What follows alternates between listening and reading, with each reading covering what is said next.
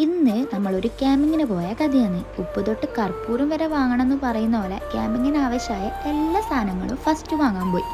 Tent, grill, light, പായ്, chair, chicken, beef, അങ്ങനെ എല്ലാം വാങ്ങി. നമ്മളെല്ലാവരും 2017 മുതലുള്ള പരിചയമാണ്. അതായത് നമ്മളെല്ലാവരും ഡിഗ്രി ഒന്നിച്ചാണ് പഠിച്ചത്. അപ്പം നമ്മളെ ഇന്നത്തെ ഡെസ്റ്റിനേഷൻ ഫുജേറയിലെ സ്നൂപ്പി ഐലൻഡാണ്.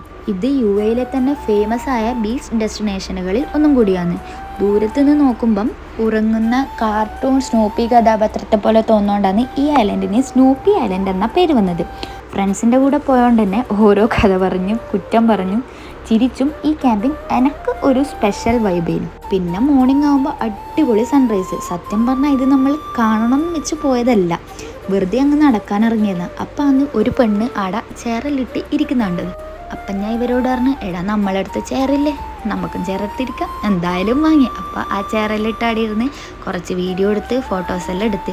സത്യം പറഞ്ഞാൽ നമ്മൾ ഇവിടെയല്ല ടെൻ്റ് അടിച്ചത്, ഇതിൻ്റെ കുറച്ച് അങ്ങോട്ടുള്ള സ്ഥലത്താണ്. കാരണം നമ്മൾ വരുമ്പോൾ ഇവിടെ ഭയങ്കര ക്രൗഡായിരുന്നു.